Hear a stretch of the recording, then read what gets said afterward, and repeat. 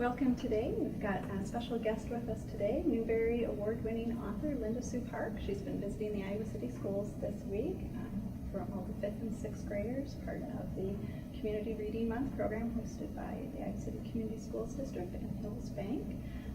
Welcome, Linda. Thank you very much for joining us today. And you've been very busy visiting the schools. Can you tell us a little bit about that? It's just been terrific. I am so impressed with the partnership between the schools and Hills Bank and the libraries, and it's the kids have all been prepared by their teachers and librarians. They're familiar with my work, and it makes it a real pleasure to go in and visit with them. They've been very attentive and respectful, and I've had a great time. That's great. I had an opportunity to see yesterday, and the children were just rapt, just caught up listening, and they particularly enjoyed, I noticed some of your stories about growing up with Korean parents. So many of your books are set in Korea or with Korean Americans, so people are always interested in knowing about your background and your cultural experiences. So if you could tell us a little bit. Well, I grew up in Illinois, so right the state next door to Iowa, and feel very much a Midwesterner, even though it's been a long time since I lived in the Midwest. And at the time, when my parents came over, there were very few Koreans in this country. Now you find communities with Korean churches and Korean markets and so forth, but that didn't exist when I was growing up. So probably the most important part of my upbringing was that my parents did not teach me to speak Korean, me or my brother and sister. And that was just the sort of what was in the air at the time. You know, immigrants tried to become as American as they could, as quickly as they could. And as I told the young people at the schools, I'm very glad that English is my first language, but also very sorry that I never learned Korean as a young person, because it's so much harder to learn a new language as an adult. So a lot of my books are an effort to get in touch with my family's history, with the history of the country of my ancestors, to kind of, in a way, make up for that language that I lack. Can you tell us a little bit about some of the special Korean festivals that you celebrated as a child? Oh, sure. The kids in the schools have been enjoying hearing about Children's Day in Korea, which is celebrated in May, and it's a national holiday, so there's no school, and families spend the whole day together, usually going on a picnic and flying kites. So it's a really relaxed but joyful holiday. And I think most of the kids in the assemblies have agreed with me that the United States needs a Children's Day. Absolutely. And the theme of kites comes up in your novel, The Kite Fighters, which is a fascinating story of the two brothers and their encounter with the king. Can you tell us a little bit about the origin of that story for you? Sure. My first book was called Seesaw Girl. It's historical fiction set in Korea, and there's a nice, beautiful painting of a girl on the cover. It's called Seesaw Girl. So lots of boys read it, and they send me nice letters. But overall, I think it looks like a girl book. I wanted my second book to be a book that boys and girls would both reach for. And I decided to write a sports story, because I'm a sports nut. I love watching sports on television. I toyed around with the idea of writing a baseball book, a soccer book, and so forth. And then I learned from my father that his favorite sport when he was a young boy in Korea was kite fighting. And I'd never heard of it, and I was intrigued by the idea, so I learned what I could about it. And it's such a cool sport, as the name implies. You fly a kite and battle against another opponent flying their kite, and the object is to try to get their kite to crash first. So I had my sport, and it's a story about that sport, and also a story about growing up a second son in a society where the first son has most of the prestige. And in that way, it was also in honor of my father, who is a second son.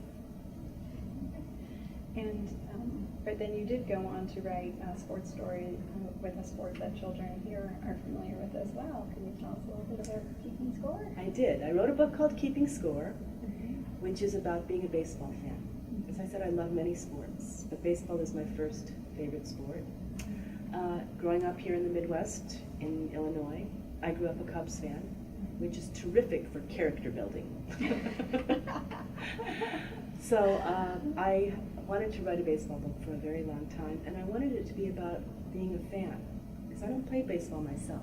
And I know a lot of young people do and enjoy it, but there's a lot more young people who don't. And I loved keeping score, which was like using the secret code of letters and numbers to indicate what happens in a game. So I gave that characteristic to Maggie in the book. I also had to decide when to set the story, because of course baseball has been a national sport for many years. I wanted to write a Korean War story as well, because I think the Korean War is one of the least known wars in our American imaginations. I mean, lots of adults know very little about the Korean War, much less young people. So I picked the era of the Korean War and combined that with the story of baseball. And the Korean War happened in the 50s. And that meant that I was writing a story about the golden age of American baseball. And of course, one of the big teams back then was the Brooklyn Dodgers.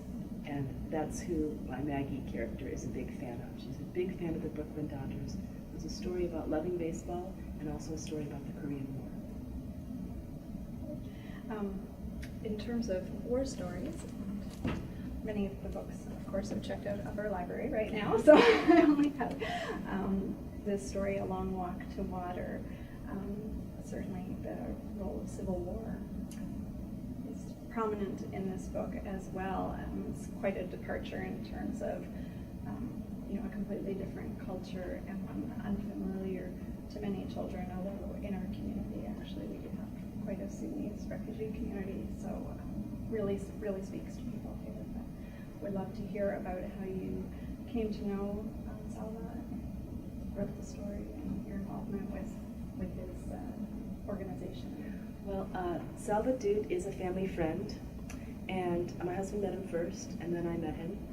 He's one of the lost boys of Sudan, most of them young boys and young men who became refugees from the Civil War in Sudan, ended up in refugee camps, and very few of them got to come to the United States to be settled here. And Salva was one of them. And his story is incredible. He survived a terrible, dangerous journey, many, many years in the terrible conditions of refugee camps, eventually made it here and was adopted by an American family and got a lot of support from them, and decided to leave his comfortable American life and go back to South Sudan to help the people there. So his story is inspiring on so many levels, and as I got to know him and learn more about his story, I was just amazed. I would be like, that happened to you, and then that happened, and oh, you're kidding, that happened? How did you survive that? Amazing resilience. Amazing. And then the fact that what he's doing now, what he's taken all those terrible experiences and turned them into something wonderful. He truly is an example of one person making a difference.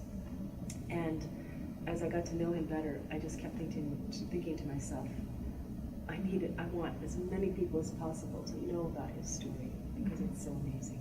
And for me, the best way to do that is to write a book that a lot of people can learn about it at once. I specifically wanted to write it for young people because I think that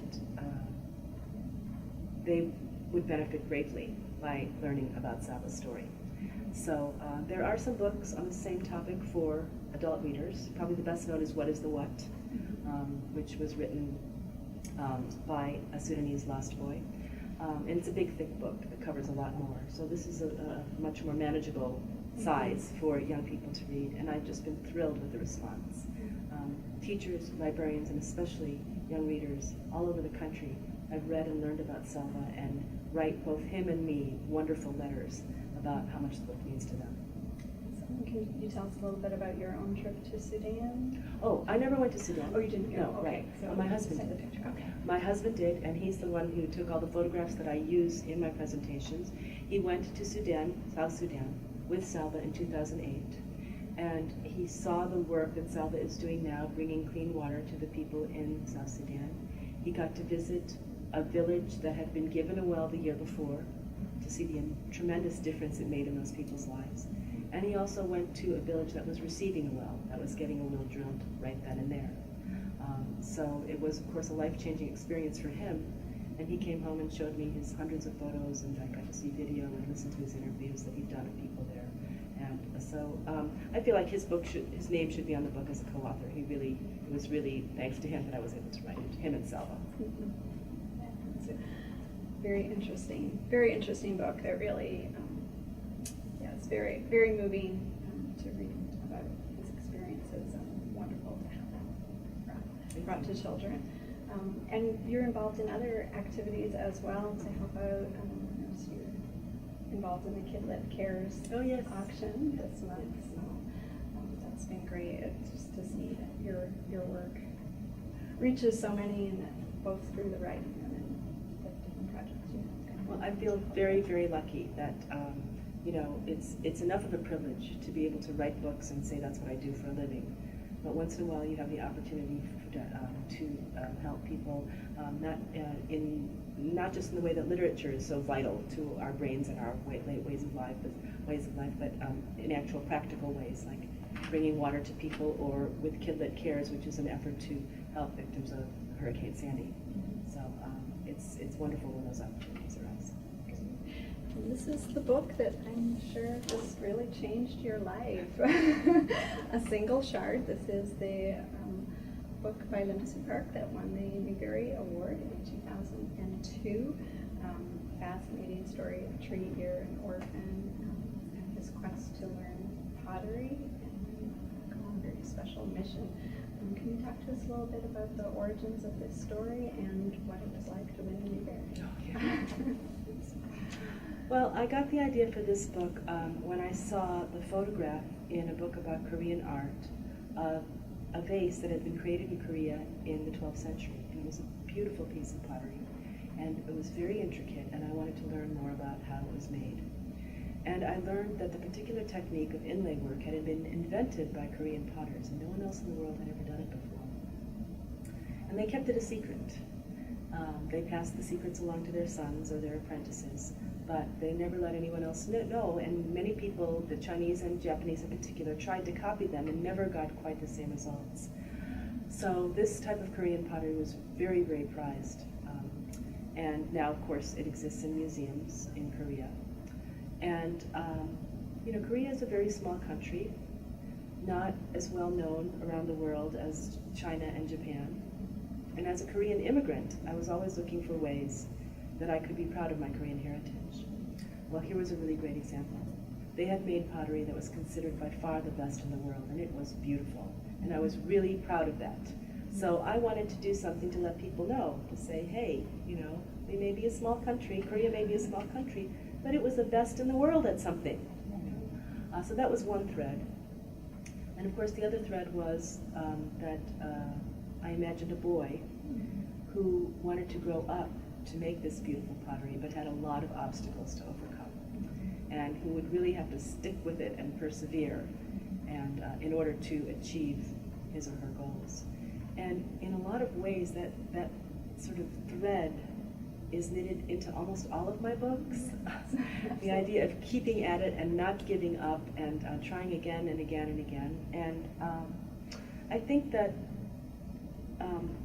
there's some good things about it, but in general, we've become a society that wants instant gratification. You want the answer to that text right away. You want to find it on the internet in 2 clicks. You want, and sometimes I worry that the skill, the knowledge of having to just keep at something, to just keep doggedly persevering and not giving up, and reaching for a goal over a long term, I worry that maybe we're losing a little of that.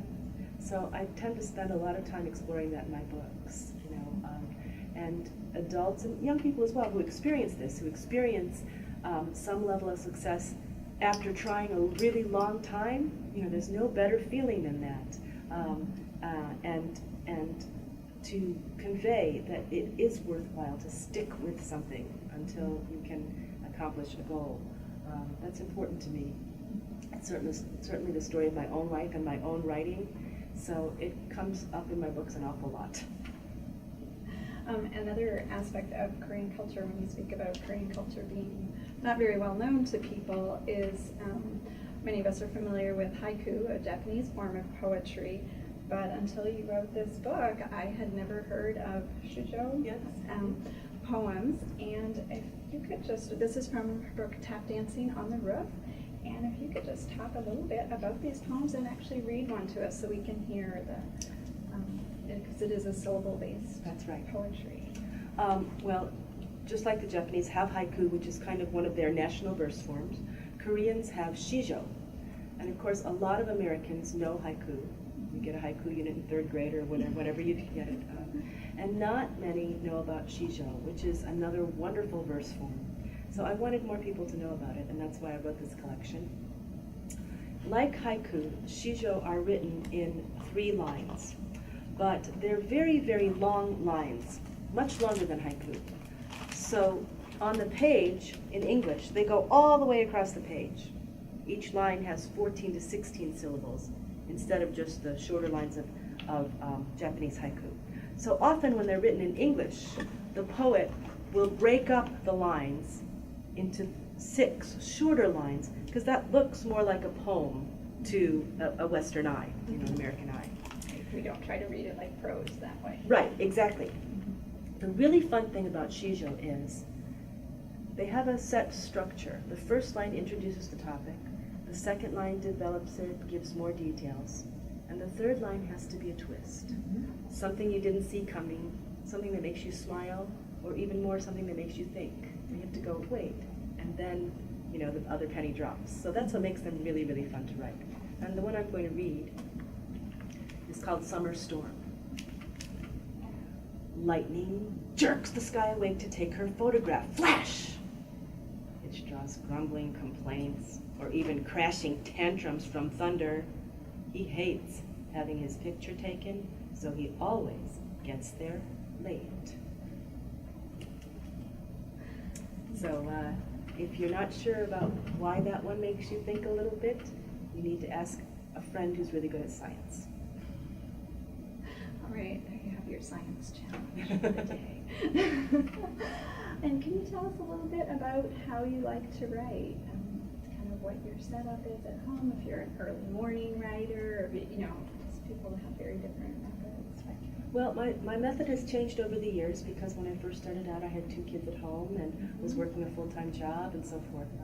But these days, with my children, my kids are grown and out of the house, and so I have pretty much the whole day. And I tend to, I'm not a morning person.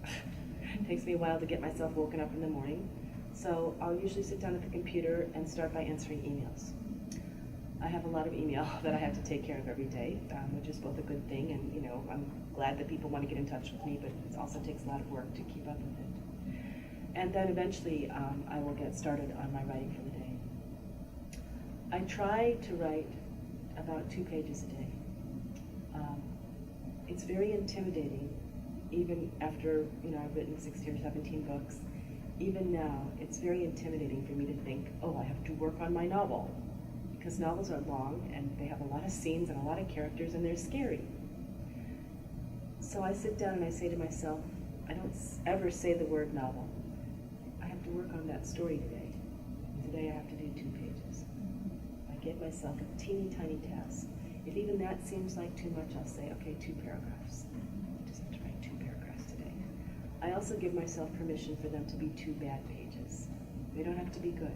They can be terrible, because I'm going to rewrite them. So most of the days, that gets me past any writer's block or anything like that. Oh, you want me to write 2 bad pages? I can do that. And that gets something down the page, which then makes it easier for me I have something in front of myself to work on. And I begin each writing day by editing the 2 pages from the day before. So that's generally my routine. It almost never works out perfectly like that, but that's what I try for. And all of my books are written that way, 2 pages a day, which is a tip I got from reading a book by the great Catherine Patterson, who wrote in a book of essays that that's how she tries to write. When I first started out, I thought to myself, it's good enough for her, I'm definitely going to try it. And I always thank Catherine whenever I have the opportunity to see her, because I'm pretty sure I would never have written a single book if I hadn't read that tip in her book. And can you tell me a little bit about camaraderie with other writers, and with your part of our writing group with last year's Community Reading Month Yes, authors. yes, Mary Jane Small Auk, world. yep, MJ Auk. It is a writer's group, but we're not a working group. We're just a lunch and gossip group. It's a lot of fun. So many writers work with a critique group. I found that that's not the best way for me, but I think it's a great way for most people. But I do have a group of writers that I get together with once a month for lunch, and we share tips and, like I said, talk about the industry and things like that. And then, of course, I have many online writing friends. One of the kind of frustrating things about this business is that I meet many writers whose work I love. We have a lot in common. We get to be really good friends, and they live really far away. So I rely on email and Twitter and other things like that to stay in touch with them. And do you have any projects currently in the works that you're willing to share? Well, my next book to come out, December 4th, will be the next in the 39 Clues series. So I wrote one of the books for the first series of 10 books, and I wrote another book for the second series of 6 books, so that's my next book that will come out. In the fall of 2013, so that's a year from now, I have a new picture book, and I'm very excited about it because it was illustrated by the great Matt Phelan, who does absolutely beautiful work. And this book is called Xander's Panda Party. It's a panda story because I love pandas and I always wanted to write a panda book, and he has done, the most adorable panda in the history of panda books. So I can't wait for that book to come out and for readers to get to know Xander Panda. So that will be the next thing of mine after that comes out next year. Awesome. And now you did neglect to mention 2 of your writing buddies. And I believe from the children's reaction yesterday that perhaps they will need to star in an upcoming picture book or book. If you want to just mention Malcolm and Matilda. Yes, Malcolm and Matilda are actually my son and daughter-in-law's puppies, and they come to my house a couple days a week because my son and daughter-in-law both work outside the home, and they want the puppies to have company, so they come to my house. And I have a lot of fun with them. They really are. So I have slides that I show the children in my school presentations, and they're definitely more popular than I am. And I think they definitely are picture book material. I just haven't decided quite how yet. Great. And will the 39 Clue series, will that be going on? How has that been for you, writing as part of a team? That's quite a different approach. It was, and it was a lot of fun. I was hesitant at first because I'd never done anything quite like it before. But the editor for the series, her name is Rachel Griffiths, and she does a great job of, she's got these 10 writers who all want to go in a million different directions, and she kind of like, keeps us so that the series has a feeling of continuity. And it was very inspiring because most of these writers are really well known for their action adventure stuff, and I learned a lot by reading their books, and I'm not known for that kind of story, so it was a challenge, and I enjoyed that a lot. We worked together mostly through Rachel. If there were questions and so forth that I had for other authors, or if they had questions for me. And so it was a collaborative effort that we mostly worked through her. The other authors would do outlines of their books before they wrote it so that the next one could get started on theirs before, and so forth and so on. So it was great. The only downside of it was it was quite a short deadline for me. But that was good for me too, to learn to write and to work a little bit more quickly than I usually do. And do you have any closing tips for children who about reading and writing that you'd like to share? Well, I became a writer because I was a reader. I don't think everybody who likes to read has to become a writer. But I think there's almost no job in the world that doesn't benefit from people having really good reading and critical thinking skills. And those are easiest to develop when you're young. So kids today, of course, as adults often lament, have so many other distractions, electronic and otherwise. I think the most important thing is for them to see books and reading as part of everyday life in their families. So if a parent is saying, oh, you need to read more books, why aren't you reading more books? And the child never sees that parent on anything except their iPhone, the child is not getting the message that books are important. So to give kids a better chance, a better start at anything in life they want to do, have books all around your house. Pick them up, look at them, read them with your child, read them on your own so they see you reading. Show them that you think books are valuable. So they don't see it through you, their chances of seeing it for themselves are so much slimmer. So just, everybody, young, old, no matter who you are, where you are, make books an everyday part of your life. And that's what the public library is here for. Come on down, we've got lots of books. No shortage.